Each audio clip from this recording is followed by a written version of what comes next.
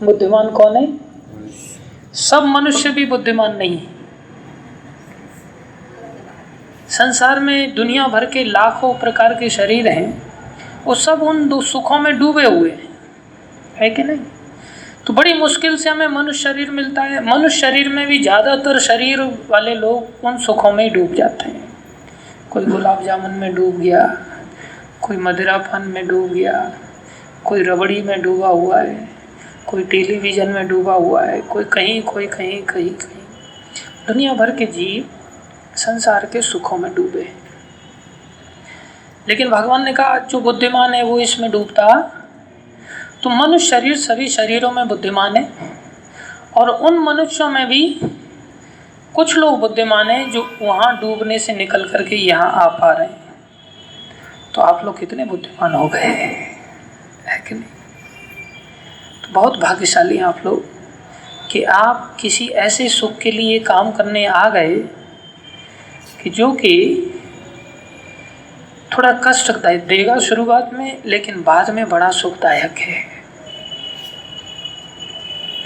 लेकिन कुछ लोग ऐसे भी होते हैं जो आकर के और फिर से डूब जाते हैं। कुछ लोग ऐसे भी होते हैं जो आते हैं और आकर के पुनः उन्हीं सुखों में डूब जाते हैं। हमारे यहाँ कुछ भक्त लोग ऐसे हैं, विद्यार्थी हैं, जो सुबह उठने में थोड़ा देर लगता है, नए नए आए हैं, तो शुरुआत में ये जो भक्ति का सुख है ये कष्ट लगता है, बाद में सुख लगता है। तो उनको उठने में देर हो जाती, तो हम पूछते भाई क्यों नहीं उठे? बोले रात को 2:30 बजे तक पढ़ाई किया। बहुत अच्छी बात है, लेकिन दिन में देखता हूँ मैं तो दिन में कुछ नहीं करते। दिन में कोई मोबाइल के सुख में डूब गया है, कोई गप्पे मार रहा है, कोई कुछ कर रहा है, कोई कुछ कर रहा है, और रात को 2:30 बजे तक पढ़ाई करेंगे और फिर सुबह उठते नहीं। तो सुबह फिर से सीखते हैं, फिर से वैसे ही करने लग जाते हैं। तो ज़्यादातर लोग इस क्लास के लोग हैं कि हम सभी सुनते भी हैं, सुन करके फिर से डूब जाते हैं, फिर कोई पकड़ता है फिर जागते हैं, फिर डूब जाते हैं, फिर कोई पकड़ता है फिर जागते हैं, फिर डूब जाते हैं। ऐसा नहीं होना है। हमने ऐसा बनना चाहिए कि एक बार जिन बातों को हम सीखें समझें उन पर चल पड़े, क्योंकि कलयुग के जीव हैं हम, और कलयुग के जीव आयु के धनी नहीं होते। ज़्यादा लंबी आयु हम लोगों के पास नहीं। ये भक्ति को करने के लिए बहुत समय लगता है, थोड़ी देर की भक्ति नहीं होती। तो भगवान का जो सुख है वो पूर्ण सुख है, और संसार के जो सारे सुख हैं वो अपूर्ण सुख हैं। कैसे हैं? अपूर्ण है। उनमें वास्तव में तो सुख है ही नहीं, लेकिन हमें लग रहा है। जैसे गुलाब जामुन में लग रहा है, क्या है उसमें? सुख लग रहा है, लेकिन वास्तव में उसमें सुख। अभी देखो गुलाब जामुन बनाते हैं तो क्या क्या वस्तु डालते हैं उसमें?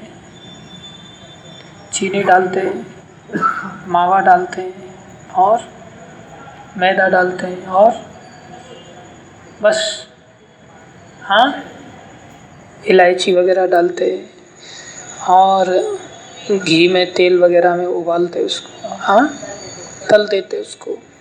तो उसमें कोई चीज़ ऐसी है जो आनंद नाम की है?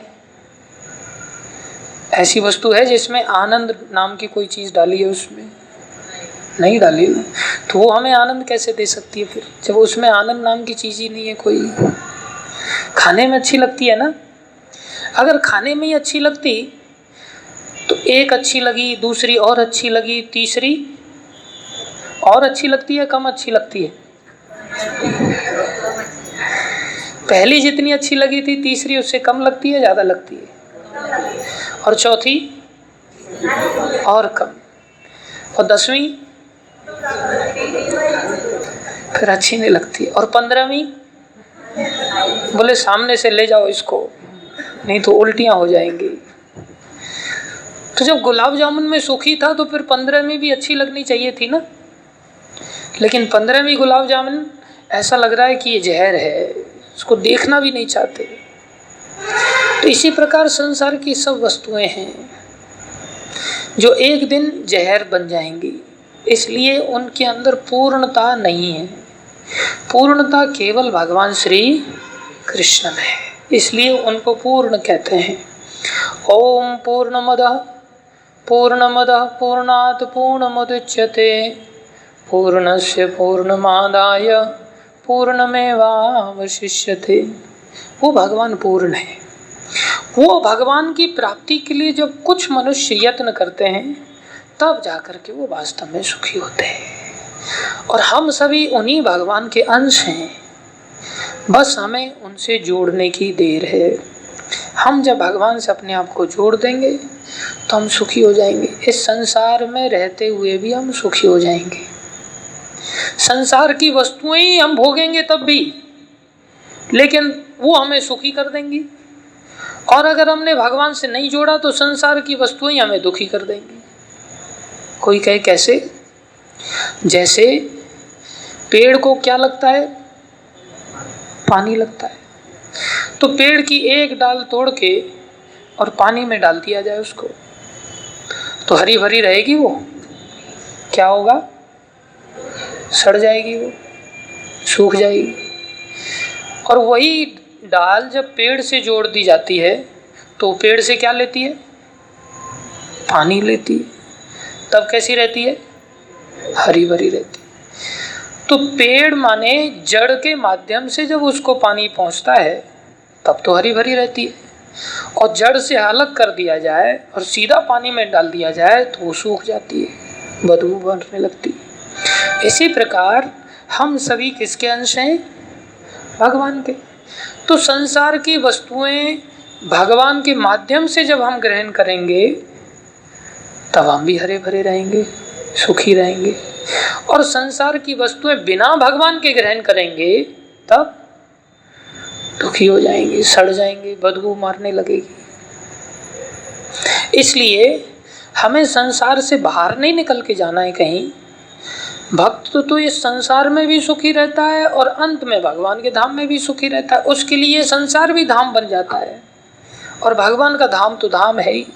कितना बड़ा भगवान का वरदान है कि ऐसा नहीं कि बहुत अधिक भक्ति करने के बाद कभी जाके भगवान का धाम मिलेगा तब सुखी होंगे। नहीं, प्रहलाद महाराज कहते हैं प्रभु, भगवान बोले चलो वापस चलो, बोले नहीं, मैं वापस जाके क्या करूंगा। वो हनुमान जी को बोला, हनुमान जी चलो भगवत धाम, साकेत धाम चलो, बोले नहीं प्रभु, यहाँ आपकी कथाओं में जो आनंद है वो वहाँ पता नहीं होगा कि नहीं होगा। इसलिए यहाँ भी आपने कम लीलाएं नहीं की हैं। यहाँ भी आपकी लीला सुनने में, आपकी लीला कहने में, आपके धाम का अनुभव करने में, आपका यहाँ भी मैं प्रत्यक्ष अनुभव करता हूँ। प्रहलाद महाराज कभी कभी अचानक से हंसने लगते थे, कभी कभी अचानक से रोने लगते थे। बोले ऐसा क्यों? ऐसा लगता था कि वो भगवान की गोद में बैठे तो हंसने लगते थे। जैसे एक बच्चा भगवान माँ की गोद में बैठता है तो कितना प्रसन्न रहता है, खिलखिलाता है, वो हाथ पैर मारता है, छोटा सा बच्चा भी खिलखिला जाता है। और जब माँ उतार देती है तो रोने लगता है। तो प्रहलाद महाराज कहते कभी ऐसा लगता है कि आपकी गोद में हूँ मैं, और कभी ऐसा लगता है कि अभी थोड़ी देर के लिए उतार दिया आपने। तो यहाँ भी आपका मुझे अनुभव होता है, तो मैं धाम में क्या करूँगा। और धाम में जाना चाहता हूँ, लेकिन इतने सारे दुखी लोगों को यहाँ छोड़ के नहीं जाना चाहता, इनको भी धाम में ले जाना चाहता हूँ। इसलिए वो प्रचार करते हैं भगवान की इन लीलाओं का, वो भगवान से जोड़ते हैं। ऐसे ही प्रभुपाद जी संत थे जिन्होंने हमें ये भक्ति करने का अवसर दिया है, हमें पुनः भगवान से जुड़ने का एक मौका दिया है।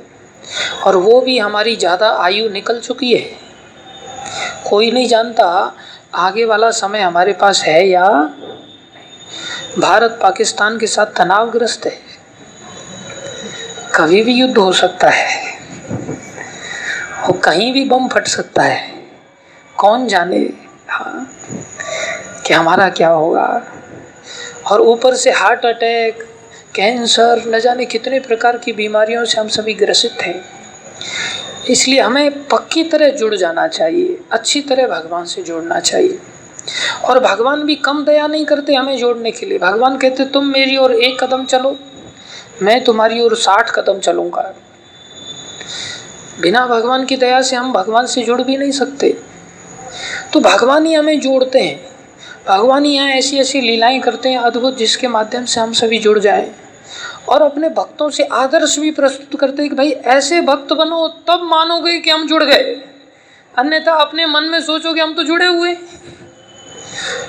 अब जैसे वायर लगा दिया, बोले लग गया वायर, कई बार ऐसा होता है ना, वायर लग गया लेकिन इधर पंखा नहीं चलता, फिर क्या करते हैं, उसको हिलाते अच्छी तरह से, है क्या नहीं। तो कई बार हमें ऐसा लगता है हम तो जुड़े हुए लेकिन बिजली आई नहीं रही है, इसका मतलब हम वास्तव में जुड़े हुए नहीं। हमें जोड़ने के लिए कोई दूसरा व्यक्ति समझदार देखता है, इधर वायर लगा माने इधर पंखुड़ी घूमनी चाहिए, है कि नहीं। इधर वायर लगा तब भी ऐसा ही है, और वायर नहीं था तब भी ऐसा ही है, तो फिर कैसे कह सकते कि वायर लग गया है कि नहीं। इसी प्रकार जब हम भगवान से नहीं जुड़े थे तब भी ऐसे ही है, जब भगवान से नहीं जुड़े थे तब भी 10 बजे उठते थे, और भगवान से जुड़ गए तब भी 8 बजे ही उठ रहे हैं। तो पंखुड़ी ज़्यादा नहीं घूमी, बहुत धीरे धीरे घूम रही है, डिम लाइट है, अभी थोड़ा ज़्यादा घुमाना पड़ेगा। तो उसके लिए हमारे अपने अलग अलग लक्षण होते हैं जिससे हमें पता चलता है कि हम जुड़ गए कि नहीं जुड़ गए। उसकी पहचान भगवान हमें देते हैं अपने भक्तों के माध्यम से कि वास्तव में हम भगवान से जुड़े या नहीं जुड़े। और जब तक नहीं जुड़ेंगे तब तक हम वास्तविक पूर्ण सुख की प्राप्ति भी नहीं कर सकते। तो भगवान ने इस कार्तिक मास में हमें जुड़ने का बहुत बड़ा अवसर दिया है कि हम इस कार्तिक मास से तो कम जुड़ जाएं। आखिरी अवसर है साल का। हाँ, जैसे कई सारे लोग सब्जेक्ट में फेल हो जाते हैं तो फिर से वो मर्सी उनको दिया जाता है, मर्सी चांस, दया का चांस। तो इसी प्रकार भगवान ने हमें ये दया का चांस दिया है कार्तिक मास में। कार्तिक मास बड़ा दया से भरा हुआ है, ऐसी अद्भुत अद्भुत इसमें लीलाएं हुई। हो सकता है आप लोगों ने इन लीलाओं को सुना भी होगा, लेकिन फिर भी ये भगवान की बड़ी नई आनंदकारी लीलाएं हैं जो सदैव नित्य नई बनी रहती हैं, ये कभी पुरानी नहीं होती। कई सारी फिल्में ऐसी हैं जो कई बार आदमी ने देखी, जैसे शोले फिल्म निकली थी, वो 16 बार मैंने सुना था उसका रिकॉर्ड बना, तो 16 बार लोगों ने एक थिएटर में वो चली। लेकिन कृष्ण की फिल्म ऐसी है कि अनंत बार चलती रहती है और फिर भी आनंद देती है। कोई भी संसार का फिल्म हमने बताया, संसार का कोई भी सुख एटर्नल हमेशा तो रहने वाला नहीं, लेकिन भगवान की ये जो लीलाएं हैं ये कभी फ्लॉप नहीं होती और सदैव निरंतर चलती रहती है। और भगवान को भी इतना आनंद आता है कि उनकी शूटिंग भी वो रोज करते रहते हैं। ऐसा नहीं कि शूटिंग करके एक बार फिल्म बना करके दे दी, भाई अब मेरा काम खत्म करो, अब दोबारा पर्वत उठाने के लिए नहीं बोलना, बड़ी मुश्किल से उठाया था, ऐसा नहीं। भगवान बोले बहुत रिस्क था उसमें, अब दोबारा मैं ऐसी फिल्म नहीं बनाऊंगा कभी। भगवान हर दिन किसी न किसी ब्रह्मांड में आज भी पर्वत उठा रहे हैं। तो भगवान को भी ये लीलाएं इतनी अच्छी लगती हैं कि वो लीलाएं नित्य होती रहती हैं, और नित्य होने के साथ भगवान इतने पूर्ण हैं को रोज लीलाएं सेम टू सेम करते हैं और नई नई लीलाएं भी ऐड करते चलते हैं। कैसी बड़ी बात है। आदमी वही लीला करेगा तो दूसरी नई लीला कब करेगा। 24 घंटे में उनकी 24 घंटे की लीलाएं, और 24 घंटे की लीलाएं वो रोज करते ही रहते हैं। उसके पश्चात भी वो इतना विस्तार करते रहते हैं अपना कि फिर नई नई लीलाएं भी करते रहते हैं। इसलिए अनंत शेष अनंत मुखों से उन लीलाओं का गान करते रहें अनंत काल तक, तो भी वो लीलाएं समाप्त होने वाली नहीं। इतनी भगवान की लीलाएं हैं और इतनी भगवान को भी अच्छी लगती हैं, भगवान के भक्तों को भी अच्छी लगती हैं कि उन लीलाओं का भगवान भी आनंद लेते हैं और भक्त लोग भी आनंद लेते हैं। बस बीमारी है कि हमको आनंद नहीं आता, हम आनंद नहीं लेते। क्यों नहीं लेते? क्योंकि हम भगवान से जुड़े हुए नहीं। जो जिससे जुड़ता है उसमें उसे आनंद आता है, जुड़े नहीं है तो आनंद नहीं आएगा। लेकिन शुरुआत में थोड़ा भी आनंद लेने लग गए तो हम जुड़ जाएंगे इसी लीला से, और इसी यात्रा से अगर हम चढ़ बैठे भगवान की इस लीलाओं में तो अनेकों लीलाओं के साथ भगवान का आनंद ले सकते हैं। तो ये कार्तिक मास में भगवान ने अपने भक्तों के साथ बहुत सारी लीलाएं की हैं, लेकिन उसमें जिस नाम से ये महीना जाना जाता है दामोदर मास, उसी मास के ऊपर ये दामोदर लीला है। दामोदर लीला इस प्रकार से हुई कि नंद बाबा और यशोदा मैया बड़े भाग्य से इनके घर में पुत्र पैदा हुए 80-85 साल की उम्र में, भगवत इच्छा से। अन्यथा ये उम्र संतान पैदा करने की नहीं थी, भगवान की दया थी। तो भगवान की दया से इनके 80-85 साल की उम्र में एक संतान पैदा हुई, कृष्ण पैदा हुए। कृष्ण पैदा हुए तो इन्होंने बड़ा सुंदर उत्सव मनाया, धूमधाम से उत्सव मनाया। नंद बाबा ब्रजराज हैं, सारे ब्रज के राजा हैं, और यशोदा मैया रानी हैं, नंद रानी हैं, सारे ब्रज रानी हैं, ब्रज की रानी हैं। तो नंद बाबा यशोदा मैया और राजा रानी हैं, तो सारा समाज आकर के उनको भेंट देने लगा। नंद बाबा यशोदा मैया ने भी बड़ा महोत्सव मनाया, 2 लाख गायें दान में दे दी। 2 लाख गायें कम नहीं होती, वो भी सुंदर सुंदर अनेकों प्रकार के सोने की मालाएं पहना करके। इतना सोना कहाँ से आया? अरे जहाँ भगवान आए वहाँ रिद्धि सिद्धियाँ तो ऐसे भागते हैं जैसे एक शक्कर के दाने के पीछे चींटियाँ भागते हैं। तो लक्ष्मी आदि सब सोना धन दौलत वगैरह सब भगवान जहाँ प्रकट होते हैं तो वो तो ऐसे भागते हैं, चींटी जैसे भागती है, हमें भी कुछ सेवा मिल जाए। तो उन्होंने सबको बड़ा दान किया और नंदोत्सव मनाया गया। भगवान ने बालकपन में बड़ी छोटी छोटी बड़ी मधुर मधुर लीलाएं की, अद्भुत अद्भुत लीलाएं की, बड़ी आश्चर्यजनक लीलाएं थी। एक एक लीला का वर्णन करेंगे तो ये लीला छूट जाएगी। लेकिन उन्होंने पूतना का वध किया।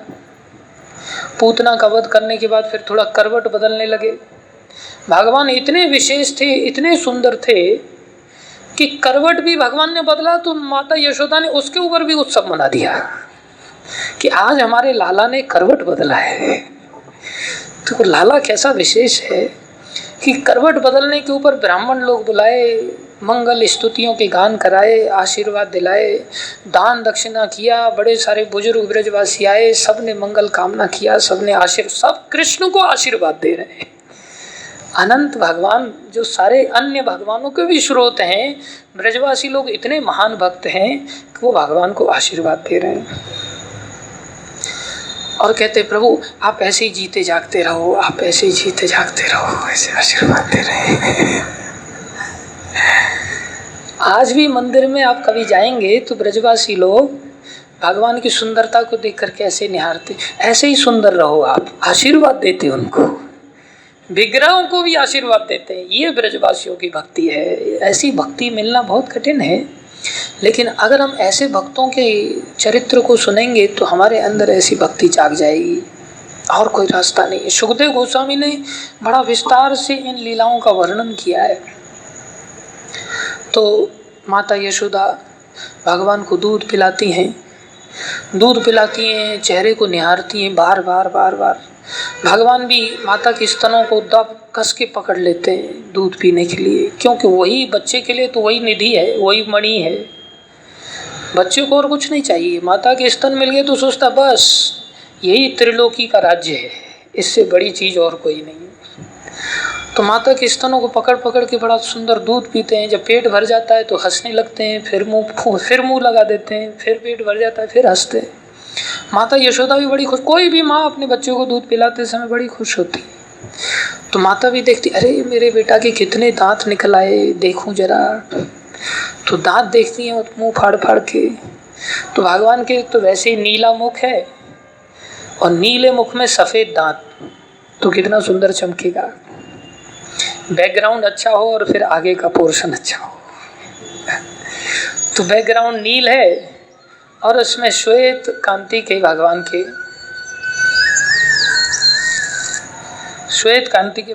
दांत हैं।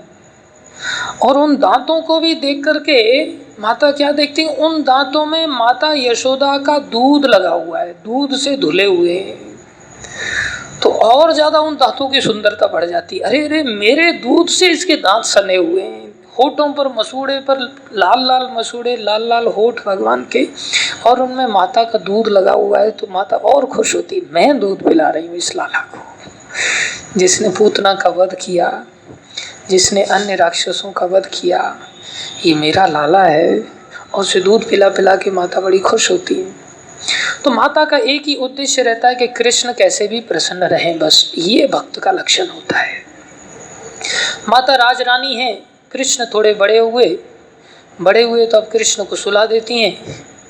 हालांकि कृष्ण बड़े नटखट हैं, अनेकों प्रकार की लीलाएं बड़े होने पर करते हैं, उन लीलाओं को कौन वर्णन कर सकता है। क्या हुआ, भगवान बड़े हुए, उनको सुला दिया।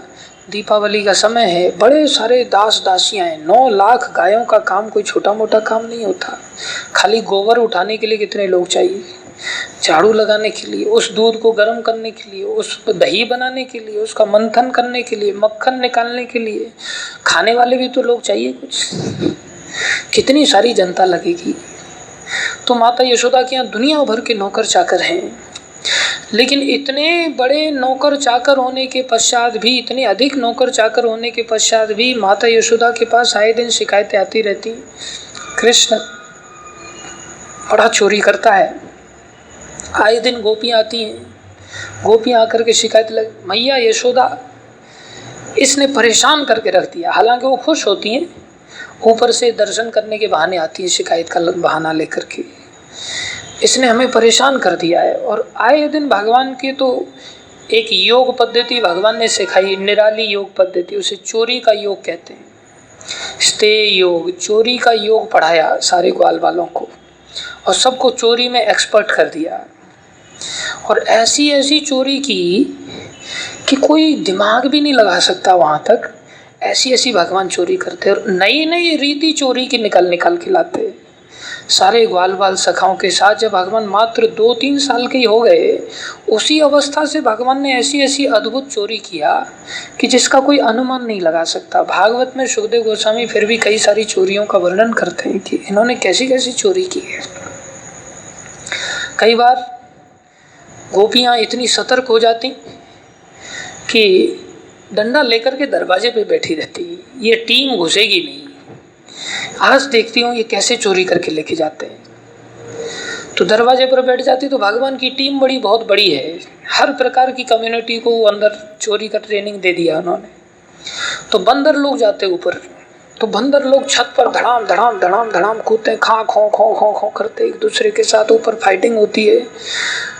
गोपियों को लगता है ये छत तोड़ देंगे आज, तो डंडा लेकर के ऊपर बंदरों को भगाने के लिए जाती हैं, और बंदर उनको घेर लेते हैं।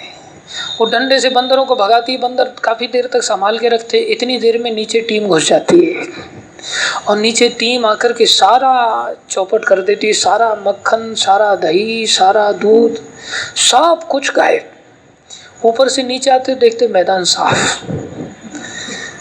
ये बड़ा आश्चर्य होता है गोपियों को, ऐसा चोर है ये, बड़ी क्रोधित हो जाती है। कई बार भगवान क्या देखते हैं, ऊपर भी गोपियां मिली भगत करके, ऊपर भी रखवाली करते, नीचे भी रखवाली करते, किसी भी तरह से घुसने नहीं देते। तो भगवान सोचते अब क्या करें, अब क्या करें। और चोरी के बिना भगवान को पसंद नहीं आता। भगवान भी, गोपियां ऐसा चाहती कि हमारे घर में आए मक्खन खाए, इसलिए भगवान ऐसी लीला करते। तो भगवान भी सोचते अब क्या करें। भगवान क्या करते हैं, बाहर उनकी गाय और बछड़े रहते हैं, तो बछड़ों को खोल देते हैं। तो दूसरा आकर के कहता है, अरे अरे तुम्हारा तो बछड़ा भाग गया। तो गोपी भागती, अरे बछड़ा कैसे खुल गया, बछड़ा भाग गया, चलो चलो मैं अभी उनका, वो लोग तो नहीं आएंगे, अभी बछड़े को पकड़ के लाते। तो बछड़े को पकड़ने जाती हैं गोपियाँ, इतनी देर में टीम अंदर और मैदान साफ। वापस आती हैं, बोले इसने बछड़े खोल दिए। माता यशोदा को जाके शिकायत लगा, ये तुम्हारा कन्हैया परेशान कर दिया, इसने बछड़ों को खोल देता है। माता यशोदा कहती है तो बढ़िया काम है, तुम्हारी सहायता करता है, सेवा करता है, बछड़े खोलना नहीं पड़ता तुमको, वही खोल देते। बोले वो तो खोल देता है, लेकिन समस्या ये है कि वो असमय में खोल देता है। हम सोचते हैं हाँ दूध हम जब निकालने बैठे तब बछड़े को खोले, तब तो सहारा भी है, और जब हम है ही नहीं वहाँ दूध खोल दिया उसने, बछड़े दूध पी करके भाग जाते उल्टा। तो गलत समय में जो खोल देता है हमारे लिए बहुत बड़ी सरदर्दी बन जाती है। कई बार भगवान क्या नाटक करते हैं, अपने सखाओं को गोपी बना देते हैं, पूरा साड़ी वगैरह सब नीचे लहंगा चोली सब पहना करके साड़ी के साथ, और बिल्कुल ऐसा ही सेम टू सेम जैसे कोई सहेली है ऐसा आकर के, और घूंघट डाल करके, उत्तर भारत में पर्दा प्रथा है, घूंघट डाल करके, अरे सुनिए सुना तुमने? बोले क्या? तुम्हारा भैया आया है वहाँ से, और वहाँ दूर खड़ा है, रास्ता भूल गया, जाओ तुम लेके आओ उसको। तो उसने तो दिमाग में कभी सोचा भी नहीं था कि ये भी कोई बहाना हो सकता है।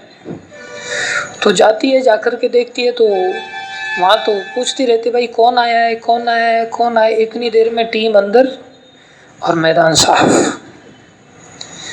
तो भगवान के नए नए चोरी के प्लानिंग्स होते हैं, ऐसे ऐसे चोरी के प्लानिंग। कई बार तो भगवान जिद करते हैं, सामने जाकर के गोपी पकड़ लेती है, बोले तूने माखन चुराया? बोले हाँ चुराया।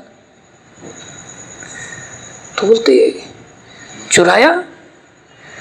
बोलते चुराया, जिद कर रहा। बोले और क्या, भूखा हूं, कोई बुरा काम थोड़ी किया, भूख लगी थी खा लिया मैंने। तुम मेरी माँ समान नहीं हो, मैं तुम्हारा लाला नहीं हूं, तुम्हारा ही लाला तुम्हारा है, मैं तुम्हारा लाला नहीं। अरे मैंने खा लिया तो क्या बुरा किया, चुरा लिया मैंने क्या किया? तो फिर ऐसी मुस्कान मुस्काएंगे भगवान की, एक हंसी में ही वो गोपी इतनी पागल हो जाएगी कि वो खुद उनको गोद में लगा लेगी और लाड़ करने लगी। मैंने तुझे डांटा, रोना नहीं, हाँ कभी भी आ जाना तो चुराने के लिए, खाने के लिए कभी भी आ जाना। भगवान को लाड़ करने लगी। इतनी हंसी हंसते हैं भगवान कि वो हंसी में ही कोई भी व्यक्ति घायल हो जाता है, सारा क्रोध वगैरह सब गायब हो जाता है। ऐसी मधुर चोरी करते हैं। कई बार और जिद कर जाते हैं, बोले हाँ, और फिर वो कहते हैं, बोले कई बार पकड़े भी जाते हैं, फिर जिद कर जाते हैं। फिर माता गोपियाँ कहती हैं तुमने चुराया? बोले देखो मैं नंद बाबा का लड़का हूँ, पूरी टीम आई थी चुराने के लिए, बाकी सब भाग जाते, ये अकेले पकड़े जाते। भक्तों की रक्षा करना इनका कर्तव्य है, तो पहले भक्तों को भगा देते हैं, खुद रिस्क उठाते हैं, और खुद रिस्क उठा करके कहते हैं मुझसे बहुत बड़ी भूल हो गई, हालांकि मेरे घर में कोई कमी नहीं है, 9 लाख गायें हैं, लेकिन तुम्हारा मक्खन बड़ा स्वादिष्ट रहता है, इसके चलते मैं चला आया, मुझे माफ़ कर दो, मुझे गलती पता चल गई है, देखो एक बार माफ़ कर दो, आज ही पहले दिन तुम्हारे यहाँ चोरी किया, आगे से हम कभी नहीं चोरी करेंगे। तो गोपी को इस प्रकार से भगवान सरेंडर कर देते हैं। क्या हुआ, सारे लोग तो भाग गए, लेकिन कृष्ण ने ऐसा नाटक किया कि वो अचानक से किसी कोने में छुप गए, अंधेरे में, और पता ही नहीं चला। सब कूद रहे भाग रहे, सबको ऐसा लग रहा है अब तो डर के मारे सब भागी गए, लेकिन अकेले कृष्ण रह गए अंदर। और गोपी ने क्या सोचा, अब तो सब भाग गए, अब चिंता की कोई बात नहीं है। दरवाजा बंद किया, चारपाई पे जाकर के लेट गए और आराम से लेटे हुए हैं। थोड़ी नींद आ गई, अभी पता है कि अब आज तो चोर नहीं आएंगे, नींद आ गई। तो गोपी की जो चोटी है वो नीचे लटक रही है, तो कृष्ण धीरे धीरे धीरे धीरे गए और जाकर के चोटी को अच्छी तरह से चारपाई के साथ बांध दिया, और इतना अच्छी तरह से चोटी को बांध दिया कि अभी, क्योंकि पता है कि अभी खटपट होगी, कुछ होगा तो इनको पता चल जाएगा, और घर में रहते हुए तो हम चुरा नहीं सकते। तो फिर तो भगवान ने धीरे से जाके दरवाजा खोल दिया, उसको नींद आ रही, सारी सेना अंदर, और सारी सेना को लगा दिया अपनी अपनी जगह पर। और इतने एक्सपर्ट हैं, माता यशोदा को शिकायत लगाती, तुम कहती हो दूध भी पीता है, दही भी खा जाता है, मक्खन भी खा जाता है, सब कुछ खा जाता है, क्या मेरे बेटे का पेट खराब नहीं होता होगा? दूध दही का मेल है क्या कहीं? एक दिन भी उसका पेट खराब? बोले यही तो आश्चर्य है, इसको छोटा सा है लेकिन इसको ज्ञान कहाँ से दिया भगवान ने कि पहले दही खाता है बाद में दूध पीता है। अगर पहले दूध पी लो बाद में दही खाओ तो पेट खराब हो जाएगा, और पहले दही खा लो बाद में दूध पियो तो कोई समस्या नहीं होती। तो आए दिन की ऐसी ऐसी शिकायतें लगती हैं कि बोले यही तो हमें समझ में नहीं आता कि पहले दही पीता है बाद में दूध पीता है और फिर मक्खन खाता है, कुछ भी नहीं छोड़ता, इतना तंग कर दिया इसने। तो इस प्रकार से भगवान पूरा सब साफ करते थे। सारी टीम आ गई, सारी टीम आ गई तो सब सब सब सब सब की आवाज आने लगी कि कोई पी रहा है, कुछ खा रहा है, कुछ खटपट हो रहा है, ये कुछ गड़बड़ चालू है। तो गोपी की नींद खुली, तो पूरी टीम का पूरा मक्खन मुंह पे लगा हुआ, एक दूसरे के साथ मक्खन फेंक फेंक करके मार रहे हैं। तो सारे लीला को देख करके गोपी की नींद खुली, वो देख रही है सामने, उठने लगी तो पूरी चारपाई उठने लगी पीछे से। अब उठे कैसे? तो पूरी चारपाई हिल रही है। तो वो समझ रही, फिर भगवान सारे भक्तों के साथ ऐसे, देखो कर लो, हमारा क्या कर सकते हो। तो भगवान इतने जिद्दी हैं, इसको कहते एक तो चोरी, ऊपर से सीना चोरी। सीना चोरी के साथ भगवान चोरी करते हैं। और ये सारी लीलाओं को देख देख करके कितनी लीलाएं सुनाए भगवान की चोरी की बड़ी सारी लीलाओं का सुखदेव गोस्वामी वर्णन करते। ये सब टेक्निक आप लोगों ने सीखनी नहीं है, ये भगवान ही करें तो अच्छा लगता है। तो भगवान इतनी सारी चोरी करते हैं। तो माता यशोदा सोचती हैं, आए दिन शिकायतें आती हैं चोरियों की, तो बड़ी सारी लीलाएं हैं, लेकिन हमारी ये लीला छूट जाएगी। तो भगवान की चोरी की शिकायत आए दिन गोपियां लेकर के आती है। तो माता यशोदा तंग हो जाती है। वो सोचती हैं, इतना सब कुछ हमारे पास सबसे स्टैंडर्ड क्वालिटी की चीज़ है, और उसके बावजूद भी ये दूसरों की चोरी करने के लिए क्यों जाता है? जरूर मेरे यहाँ ही कुछ क्वालिटी में कमी रह जाती होगी। तो माता यशोदा ने क्या किया, जो गायें विशेष थीं वो सुगंधित घास खाती थी। नंद बाबा की गायें सब साधारण नहीं थी, और उन गायों का जो दूध निकलता था, सुगंधित घास का जो दूध था, वो दूधों को एक अलग गायों को पिलाया जाता था, और फिर उन गायों से जो दूध आता था वो कृष्ण के लिए अलग से होता था। ये भक्त होते हैं। भक्त इसको कहते हैं, भगवान का कितना ख्याल रखना।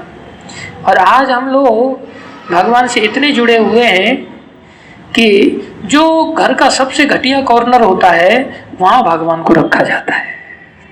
जहाँ कोई नहीं पहुँचता वहाँ उस जगह पे भगवान का मंदिर बनाते हो। जो सबसे बढ़िया जगह होती है उस जगह पे हम टीवी को लगाते हैं।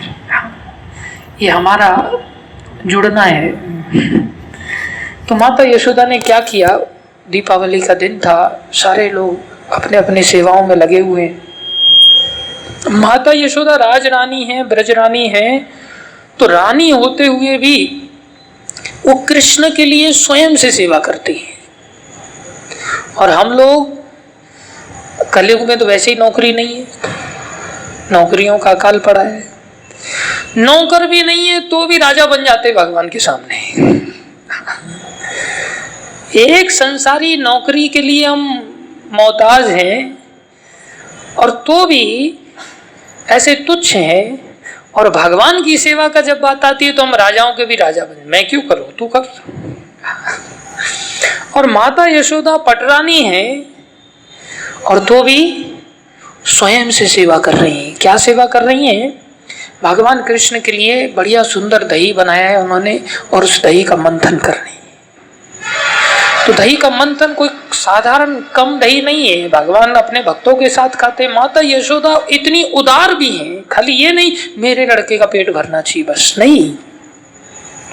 माता यशोदा कोई फल बेचने वाली आती थी तो सारे फलों की डलियां रखवा लेते थे, और इतना बड़ा आंगन था कि सारे छोटे छोटे ग्वाल बाल कृष्ण के सखा सब आंगन में खेलते रहते थे कृष्ण के साथ। और माता, चलो रे आ जाओ सब लोग, जामुन खा लो। तो सब जामुन खाते थे, और जामुन खाते सारी सखा मंडली पूरी डलिया, कृष्ण बड़े खुश हो जाते, पके पके जामुन है। तो जामुन से उनकी जीभ नीली हो जाती है, एक दूसरे को जीभ दिखाते, देख मेरी जीभ नीली हो गई है, जीभ दिखाते एक दूसरे को। और जब देखते हैं दूसरा भक्त ऐसे ही बैठा हुआ है थोड़ा उदास है, तो जामुन खा लेंगे और उसकी गुठली को फूंक के मारेंगे उसके ऊपर। तो दे गुठली मार। बड़ी आनंद की लीलाएं होती हैं भक्तों के साथ। माता यशोदा, देखो देखो आम आए आज तो तुम लोगों के लिए, तो आम की पूरी डलिया लेकर के सारे सखाओं के साथ। ऐसा नहीं तू बेटा जा, अभी मेरे बेटे को आम खाना है, जा तेरी मम्मी ने खाना बना लिया है, तू जा, कब तक खेलो, थक गए, जा, चाहे बुलाया ही नहीं है तो भी जा। ये संसार का स्वार्थ है। माता यशोदा इतनी उदार है, उदारा सर्व एवैते। भगवान के जो भक्त होते हैं वो बड़े उदार होते हैं, वो सारे संसार को अपना मानते हैं। जो उदार नहीं है, जो कंजूस है, मक्खी चूस है, वो भगवान उसके यहाँ क्यों आएंगे? बोले मैं अगर गलती से एक सखा को भी लेके चला गया तो मेरी सेवा करेगा और मेरे सखा को पूछेगा ही नहीं। भगवान को अच्छा नहीं लगता। एक बार भगवान एक ब्राह्मण के यहाँ गए थे, श्रुतदेव नाम के ब्राह्मण थे। ऋषि मुनियों भक्तों को साथ में लेकर के उस ब्राह्मण के यहाँ गए और उसी समय एक राजा था, बहुलाश, मिथिला का राजा था बहुलाश। उसने भी भगवान को मिलने का, दर्शन करने की बड़ी इच्छा थी, तो भगवान उसके यहाँ भी गए। तो भगवान दोनों जगह गए। किस किस के यहाँ? राजा बहुलाश के यहाँ और श्रुतदेव ब्राह्मण के यहाँ। तो राजा बहुलाश ने क्या किया? भगवान का स्वागत किया, भगवान के भक्तों का भी स्वागत किया, भक्तों का स्वागत ज्यादा किया। और श्रुतदेव ब्राह्मण ने क्या किया? भगवान का स्वागत बहुत अच्छा किया, लेकिन भगवान के भक्तों का स्वागत नहीं किया। तो भगवान को अच्छा नहीं लगा। भगवान ने उनको समझाया, देखो मुझसे ज्यादा ध्यान मेरे भक्तों का रखना चाहिए। तो श्रुतदेव ब्राह्मण को समझाना पड़ा भगवान को। भगवान कभी अकेले नहीं रहते, अपने भक्तों के साथ रहते। तो जो भक्तों को ख्याल रखता है भगवान उससे बड़ा प्रसन्न हो जाते हैं। तो माता यशोदा के भगवान ऐसे ही थोड़ी पुत्र बने। माता यशोदा भक्तों का कितना ख्याल रखती, सारे भक्तों को आकर के गहने पोशाक सब कुछ पहनाती है अपने घर में, सब सेवा करती है, सब तरह के व्यंजन खिलाती है, इतना ख्याल रखती है माता यशोदा। तो माता यशोदा इतना राजरानी होते हुए भी स्वयं से दही मथ रही है, सेवा कर रही है, भगवान के लिए मक्खन निकाल रही है, क्वालिटी का मक्खन निकालना चाहती। तो इतना दूध है कि उनको पसीना आ रहा है, भारी शरीर है, कानों में बड़ा सुंदर उनके गाल हैं, उनके गालों पर कुंडल बड़े चमक रहे हैं, इतने सुंदर उनका चेहरा है कि उनके गालों में उनकी कांति चमक रही, रिफ्लेक्शन हो रहा है, उनके स्तन हिल रहे हैं, उनकी चूड़ियां बज रही हैं, उनके सारा शरीर हिल रहा है। पुष्पों के जो गुच्छे हैं वो भी अत्यधिक हिलने के कारण वो भी टूट टूट के नीचे गिर रहे हैं और भगवान का गीत गा रही हैं। गोविंद गोपाल मोहन मुरारी, गोविंद गोपाल मोहन मुरारी, राधा रसिक श्याम राधा बिहारी, राधा रसिक श्याम राधा बिहारी। हे कृष्ण हे यादव हे सखेती, हे कृष्ण हे यादव हे सखेती, गोविंद दामोदर माधवेति, गोविंद दामोदर माधवेति। बड़े सुंदर सुंदर भगवान के उन्होंने गीत बनाए हुए हैं। भगवान ने जो पहले लीलाएं की हैं वो सारी लीलाओं को लेके बड़े सुंदर गीत बनाए, उन गीतों को गा रही हैं। जब गीतों को गा रही हैं तो कृष्ण तो जहाँ उनका कीर्तन होता है वो वहाँ पहुँचना चाहते हैं। ऊपर से यशोदा माता के पुत्र के रूप में आए हैं, तो भगवान के पास दो ही काम है, बस दूध पीना, सोना और कौतूहल करना, अनेकों लीलाएं करना, और तो कोई जिम्मेदारी है नहीं। ऐसा तो है नहीं कि घर का पालन पोषण करना है, कमाने जाना है, ये करना है, वो करना है, स्कूल जाना है, बहुत बारी पूजा लेकर के बचपन से चालू हो जाना है, नहीं। ये भगवान है, उनके संसार के सारे काम संकल्प शक्ति से होते हैं। खाली मन में इच्छा हो गया सृष्टि होनी चाहिए तो सृष्टि हो जाती है। इच्छा होने मात्र से उनकी संकल्प शक्ति इतनी शक्तिशाली है कि जो संकल्प कर लिया वो हो जाता है। और हमारी क्रिया शक्ति भी इतनी गई गुजरी है कि हम कोई काम कर करके भी थक जाए तो भी नहीं होता। हमारी इतनी गिरी हुई अवस्था, फिर भी हमारा अहंकार बहुत ऊंचा रहता है, भगवान से भी ज्यादा। मैं ये कर सकता हूँ, मैं वो कर सकता हूँ, मैं ही कर रहा हूँ, ये मेरे बिना हो नहीं सकता। ऐसा पागलपन ने हमें घेर लिया है। तो भगवान के ऊपर कोई जिम्मेदारी तो है नहीं। भगवान ने देखा माता यशोदा गीत गा रही है, उनकी एक ही जिम्मेदारी है, भक्तों को कैसे खुश किया जाए, बस और कोई कार्य नहीं। तो माता यशोदा की भगवान ने रोना चालू किया और रो रहे हैं भगवान, लेकिन माता यशोदा तो अपनी धुन में सेवा में लगी हुई है, उनको सेवा से फुर्सत नहीं, और हमें सोने से फुर्सत नहीं होती। फिर चाहे कोई रोए, चाहे सेवा पड़ी है, चाहे कुछ भी हो, बस खाना सोना। भगवान के विषय में हम गैर जिम्मेदार हो जाते हैं और संसार के विषय में हम जिम्मेदार बन जाते हैं। ये हमारा दुर्भाग्य है। तो माता यशोदा तो सेवा में इतने डूब चुके हैं और भगवान के कीर्तन में इतने डूब चुके हैं, जबकि कृष्ण त्रिलोकी में सबसे ज्यादा सुंदर है। कृष्ण शब्द का ही अर्थ है कि वे भगवान जब आते हैं तो कृष्ण माने खींचना, कृष्ण माने खींचना। तो जब वो भगवान आते हैं तो जितने भी भगवान के आज तक अवतार हैं, उन सारे अवतारों की जो भी मधुरता है, वो सारी मधुरता को अपने अंदर डाल करके खींच करके प्रकट होते हैं। इसलिए इनका नाम क्या है? कृष्ण। सर्व आकर्षक। किसी भी अवतार का भक्त ऐसा नहीं है जो कृष्ण से आकर्षित ना हो। इतने कृष्ण के अंदर मधुरता है, फिर भी सेवा का आनंद इतना है कि माता यशोदा उनको सुला दिया और कृष्ण रो रहे हैं, देख रहे हैं, मेरा कोई चिंता ही नहीं। तो कृष्ण ऐसा नहीं सोच रहे कि मैं अभी संकल्प लेता हूं, माता यशोदा मेरी ओर ध्यान नहीं देती, अभी आगे से नहीं रहेंगे। नहीं, भगवान अपने भक्तों के अधीन रहते हैं। भक्तों के संकल्प का उनको ज्यादा ध्यान रहता है, अपने संकल्प की चिंता नहीं होती। उतर करके भगवान कैसे भी उतर करके, ऊंचा बेड था, उतर करके पहुंच गए तो भगवान ने नाटक चालू किया कि भाई संसार में बिना रोए कोई वस्तु नहीं मिलती।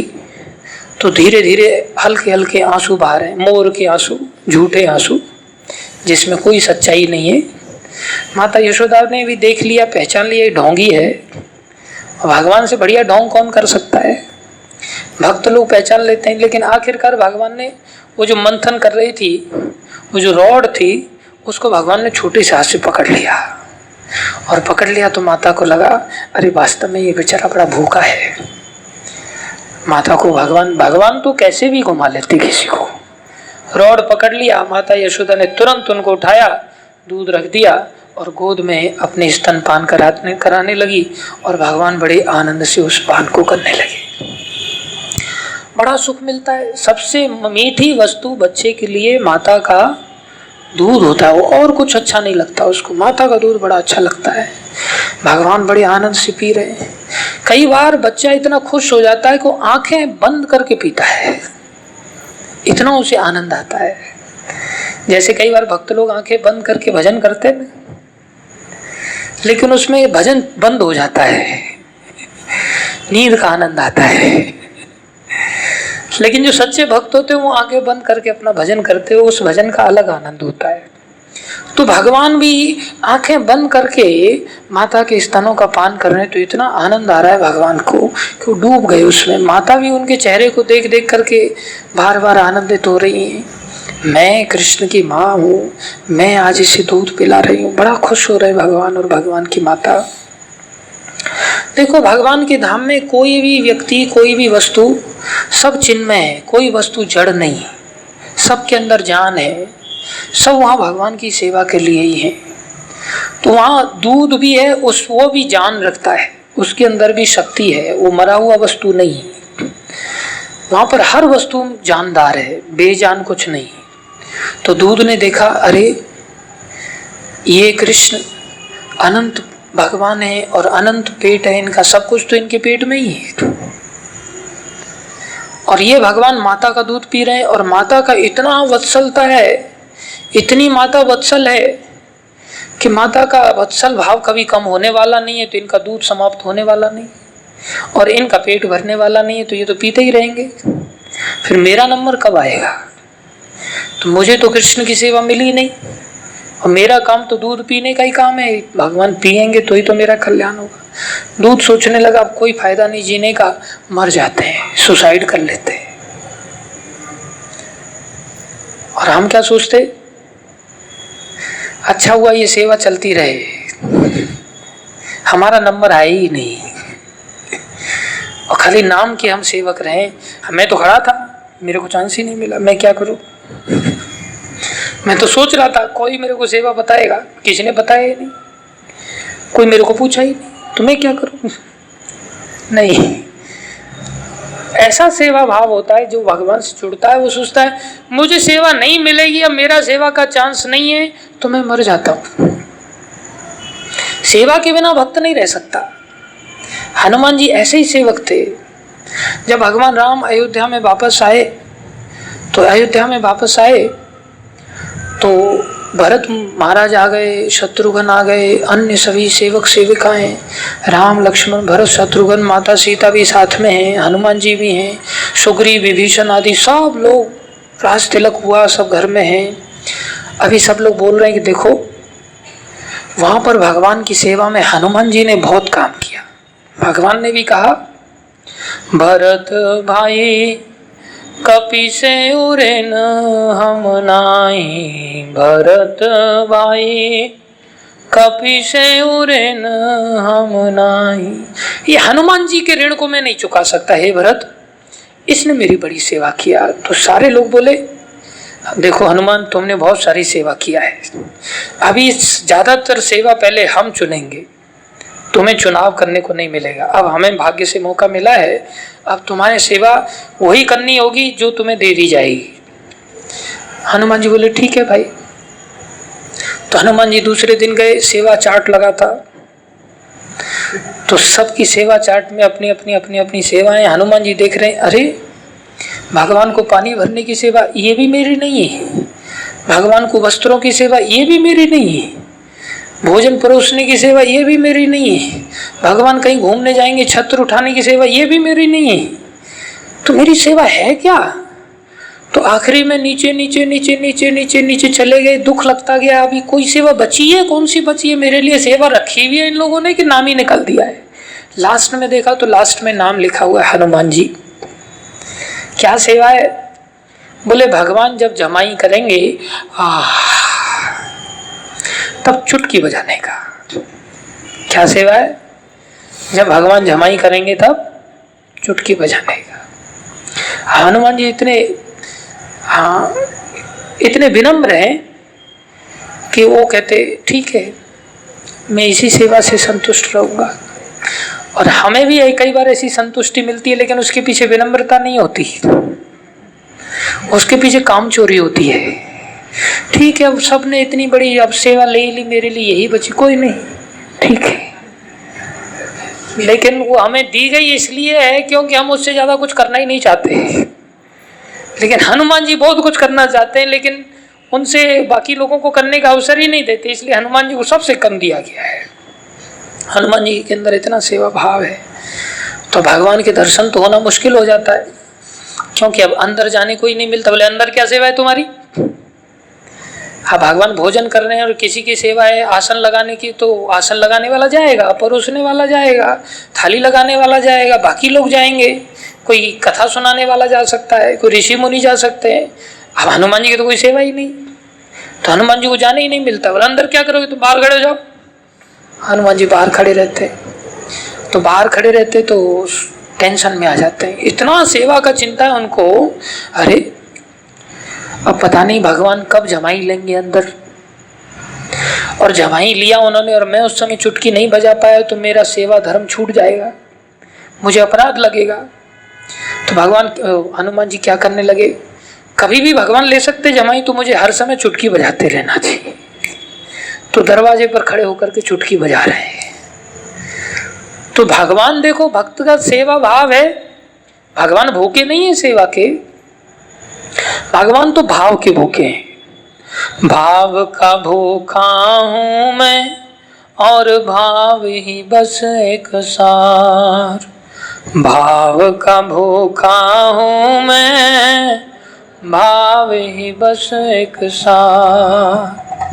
भाव से जो मुझे भजे तो भव से बेड़ा पार, भाव से जो मुझे भजे तो भव से बेड़ा। भाव का भूखा हूँ मैं और भाव ही बस एक सार, भाव का भूखा हूँ मैं भावे ही बस एक साथ।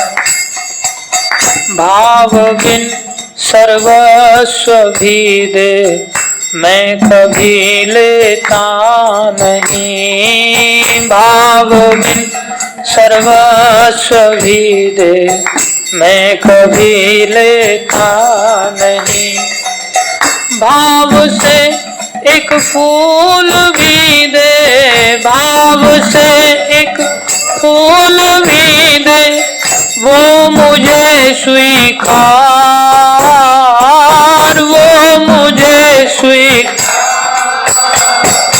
भाव का भूखा हूँ मैं, भाव ही बस एक साथ। भाव का भूखा हूँ मैं, भाव ही बस एक साथ। भाव बिन सुनी पुकारे मैं कभी सुनता नहीं। भाव बिन सुनी पुकारे मैं कभी सुनता नहीं। टेर भक्ति भाव की, टेर भक्ति, टेर भक्ति भाव की, टेर भक्ति भाव की करती मुझे लाचार, करती मुझे लाचार। भाव का भूखा हूँ मैं, भाव ही बस एक साथ। भाव का भूखा हूँ मैं, भाव ही बस एक साथ।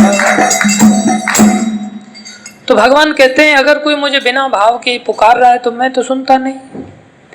टेर भक्ति भाव की, अगर उस पुकार में अगर भावना है, मन लग गया, भाव माने मन लग जाना।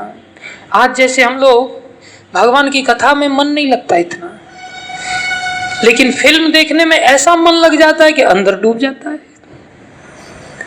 तो फिर उसे फिल्म का कीड़ा बनना पड़ता है अगले जन्म में। जो जहां मन लगेगा, ये यथामाम प्रपद्यन्ते ताम तथैव भजाम्य हम, जो जिधर मन लगाएगा उसको उसी जगह की प्राप्ति होगी। आज हम अगर भक्ति में मन लगाएंगे, भगवान में मन लगाएंगे, भगवान की सेवा में मन लगाएंगे तो भगवान की यहाँ पैदा होंगे, और अगर हमने जैन कंपनी में मन लगाएंगे तो फिर जैन कंपनी में पैदा होंगे। इच्छा है हमारी, हम कहाँ मन लगाते हैं अपना। कोई MSCB में मन लगा रहा है तो कोई कहीं मन लगा रहा है, तो जो जहाँ जहाँ जैसा जैसा मन लगा रहा है वहाँ उसे प्राप्त होगा। अब हनुमान जी तो बोल भी नहीं रहे मुंह से, देखो भाव की कितनी शक्ति है। लाचार, भगवान लाचार हो जाते। लाचार मतलब ऐसा कार्य करना जिस कार्य को करने के लिए किसी व्यक्ति की साधारणतः इच्छा हो ही नहीं, ऐसा कार्य करने के लिए भगवान विवश हो जाते हैं। तो हनुमान जी चुटकी बजा रहे हैं। अब चुटकी तो तब बजाई जानी चाहिए जब मुंह खुले। तो हनुमान जी क्या सोच रहे हैं, अरे प्रभु पता नहीं कब मुंह खोलेंगे, कब जमाई ले रहे होंगे और मैं चुटकी से वंचित हो गया तो मुझे तो सेवा का दोष लगेगा, मैं सेवा नहीं कर पाया। भगवान क्या सोच रहे हैं, अरे मेरे भक्त की सेवा व्यर्थ नहीं जानी चाहिए। मेरा भक्त सोच रहा है कि मैं जमाई ले रहा हूँ और मैं तो यहाँ खाने पीने बैठा हूँ। माता सीता थाली परोस करके बड़े सारे व्यंजनों के साथ बैठी हुई, तो भगवान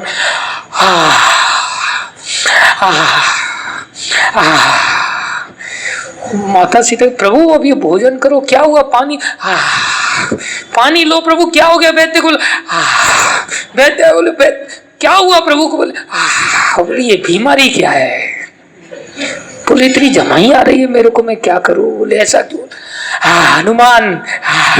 हनुमान को बुलाओ, उसकी चुटकी बंद करवाओ, नहीं तो वो चुटकी बजाता रहेगा तो मैं सेवा लेता रहूंगा। हम लोग कई बार कहते हैं ना भगवान हमारी सेवा लेते ही नहीं।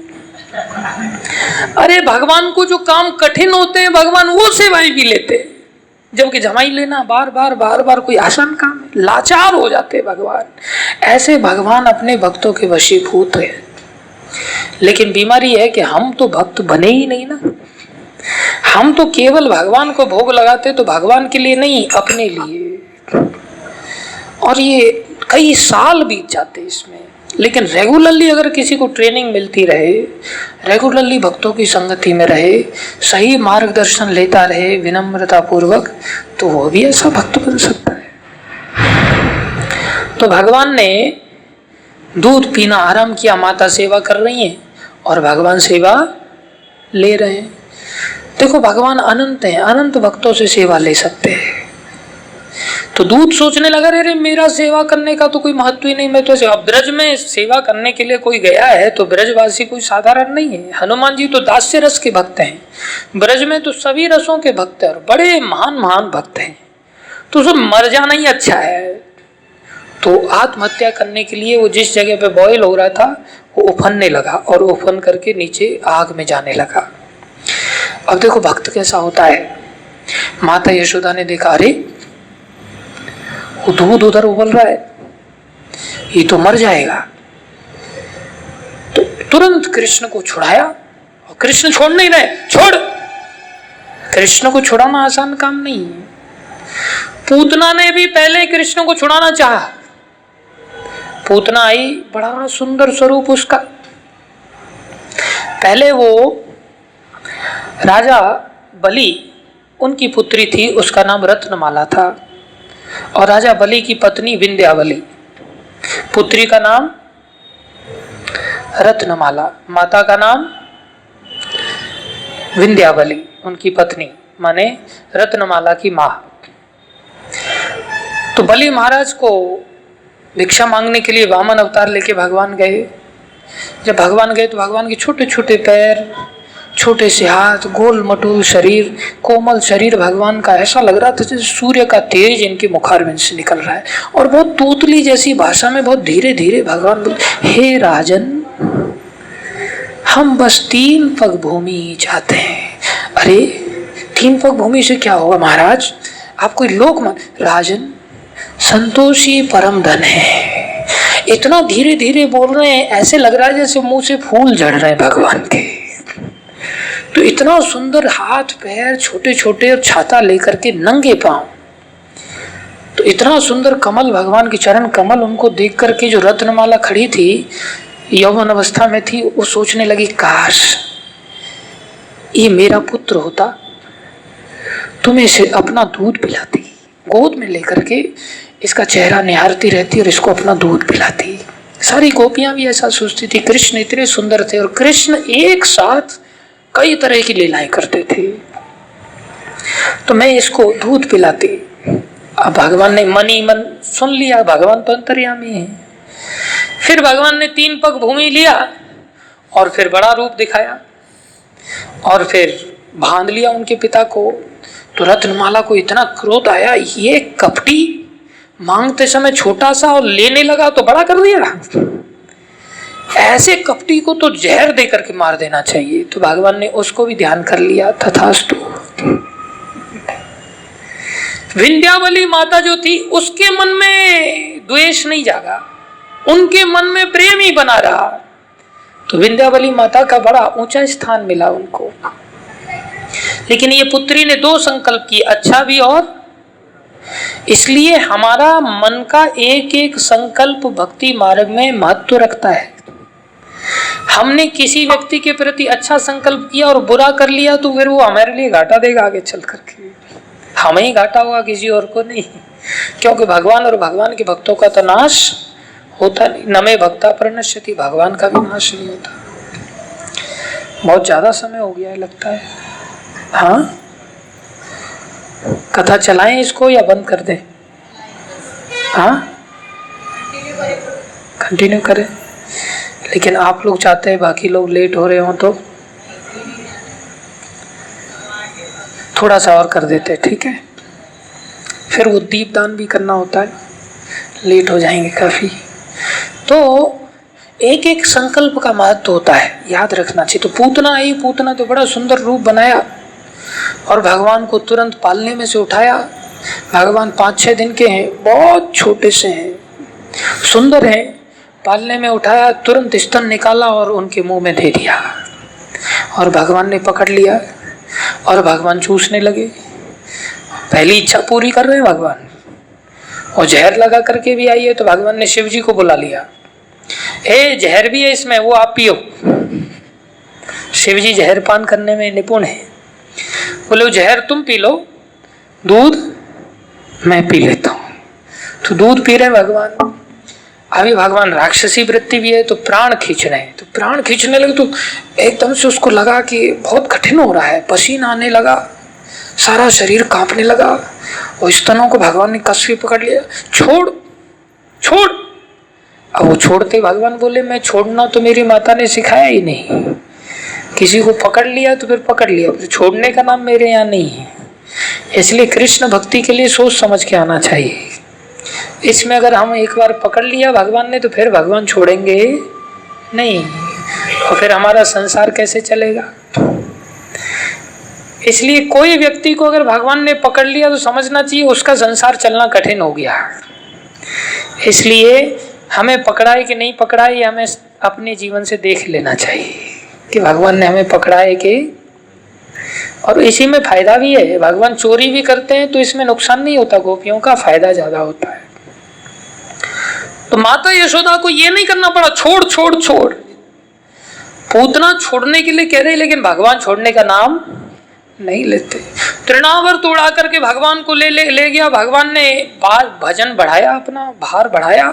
तृणावर्त कई किलोमीटर दूर ऊपर ले जा करके उड़ा रहा है भगवान को। भगवान ने वजन बढ़ाया तो सोचने लग गया ये मैं किसी पहाड़ को उठा के ले आया, किसको लेके आ गया, इतना भारी कैसे हो गया है, अभी तो हल्का सा था, ये क्या वस्तु है। तो फेंकना चाहता था उसको, तो बचना है ना, उसने भारी अब नीचे जा रहा है तो फेंकना चाहता है। तो भगवान ने अब ये मेरे को फेंकेगा, तुरंत भगवान नीचे आए और उसका गला पकड़ लिया।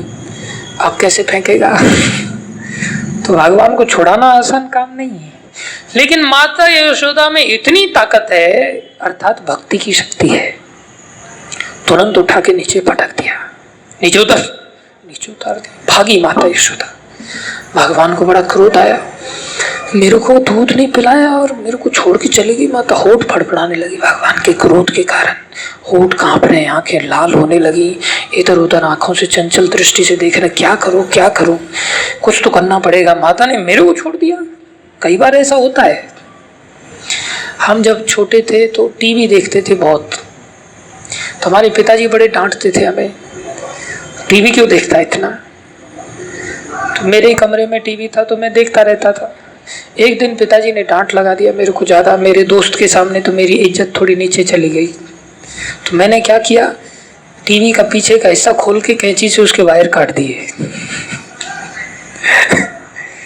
और पिताजी रोज न्यूज देखते थे, तो देख रहे हैं शाम को टीवी चल ही नहीं रहा है। बोले क्या हो गया है।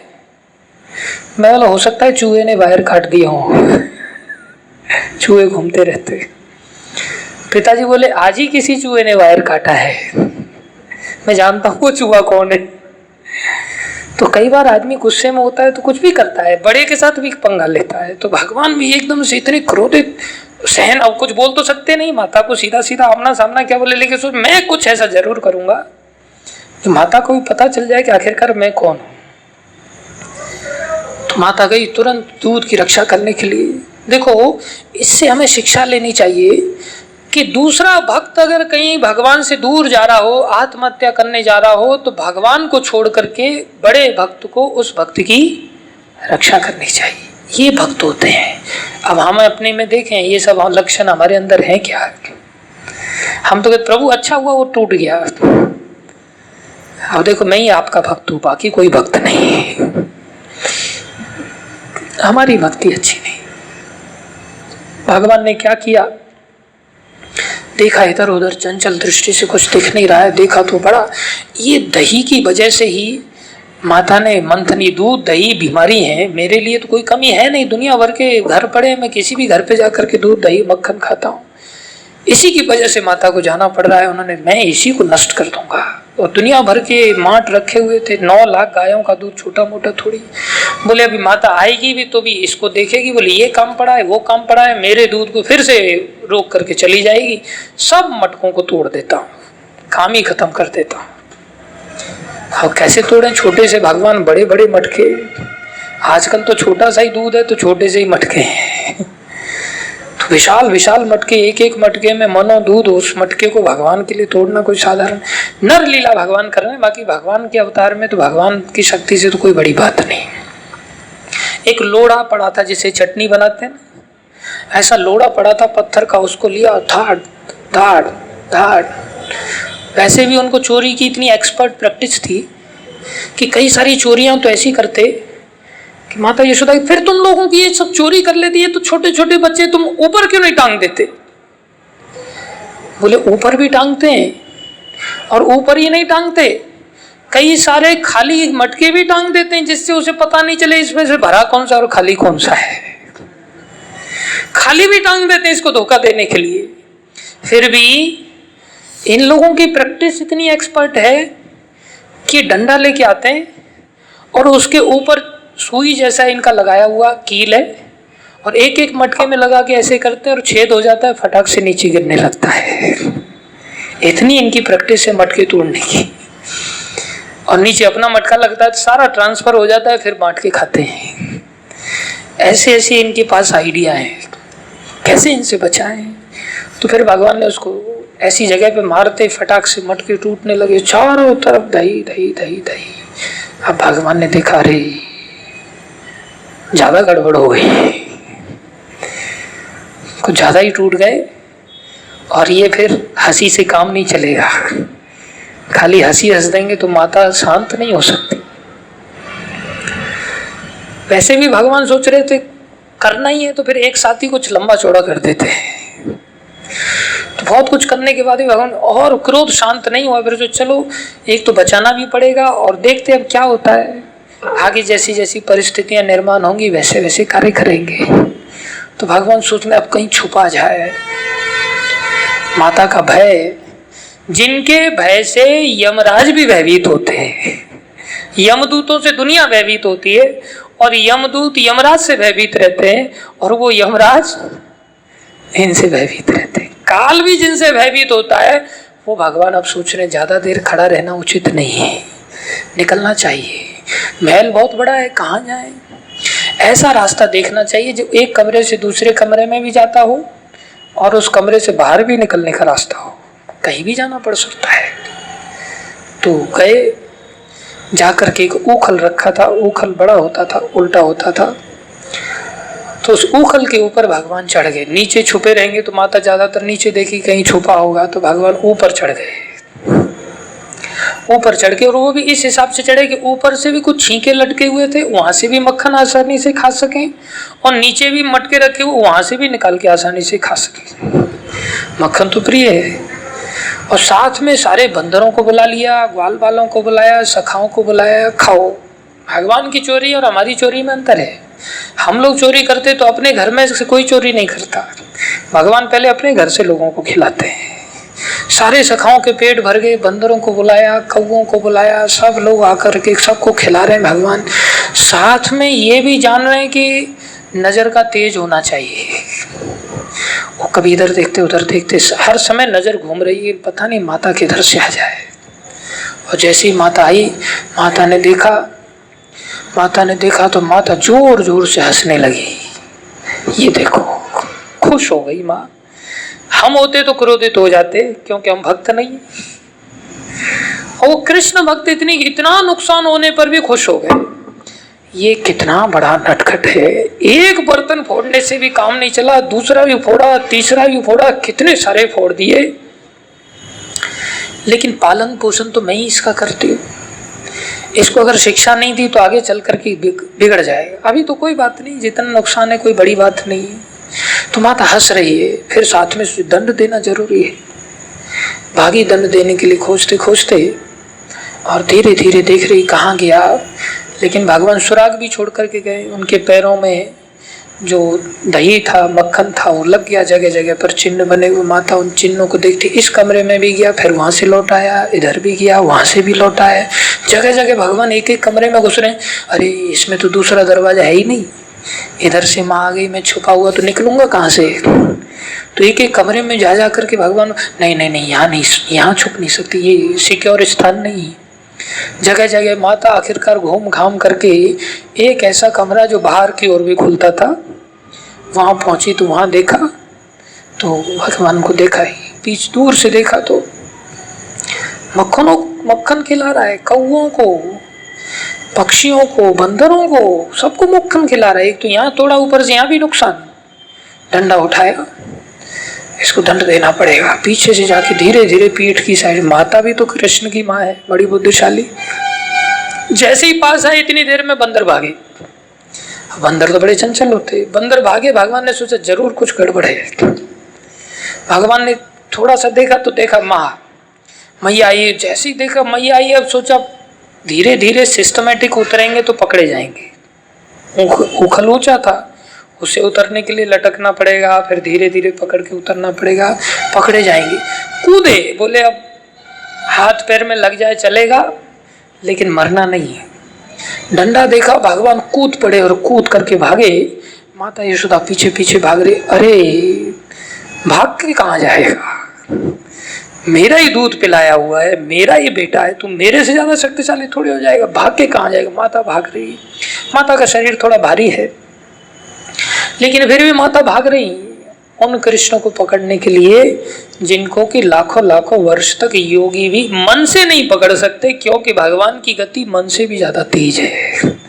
और माता यशोदा उनको पकड़ने के लिए भाग रही।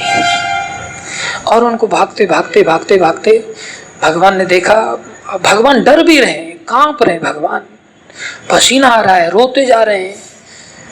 माता को भगवान ने देखा, माता बहुत थक गई है, ज्यादा थकाना अच्छा नहीं है, तो तुरंत रुक जाते हैं और माता उनको जाकर के पकड़ लेते। एक हाथ से पकड़ती और एक हाथ से डंडा, और भागेगा और भागेगा।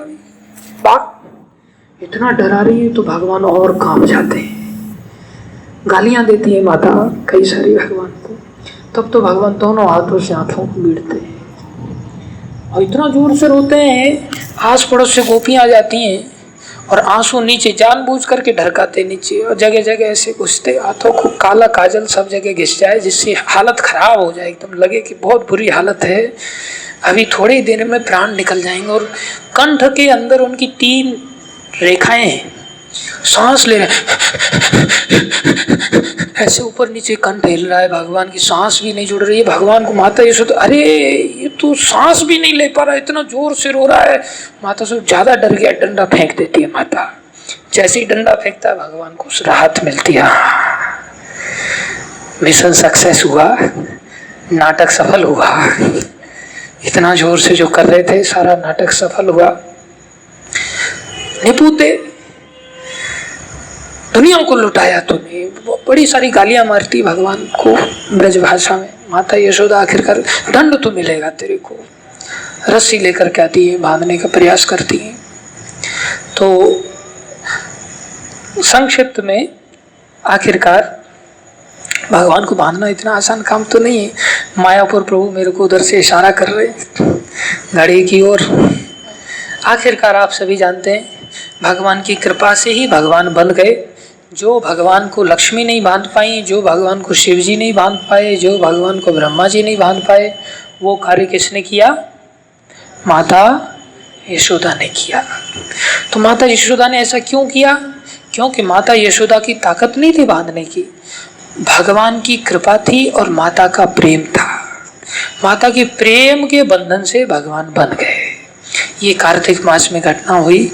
इस कार्तिक मास में अगर कोई भगवान की आराधना करता है, यशोदा माता से प्रार्थना करता हुआ, तो भगवान उसके बंधन में भी बंधने के लिए तैयार हो जाएंगे। इसलिए हमें इस कार्तिक मास में नित्य जप करना चाहिए, नित्य कीर्तन करना चाहिए, नित्य सत्संग करना चाहिए, नित्य अध्ययन करना चाहिए, तुलसी सेवा करनी चाहिए, सुबह जल्दी उठना चाहिए। ये 4 नियमों का पालन करना चाहिए। किसी भी तरह से हमें प्रेम को बढ़ाना है और काम को मिटाना है। ये काम ही संसार का जड़ शत्रु महाबाहु है। काम माने स्त्री पुरुष का आकर्षण। ये टीवी, मोबाइल, इन सब चीज़ों के माध्यम से रात दिन बढ़ रहा है, इसको हमने नष्ट करना है और भगवान की प्रेमा भक्ति को बढ़ाना है। अगर बाकी महीने नहीं कर सकते तो कम से कम इस 1 महीने में तो हमने ऐसा करना चाहिए, तो ही हम पूर्ण सुख को प्राप्त कर सकते हैं। अन्यथा हम केवल नाम का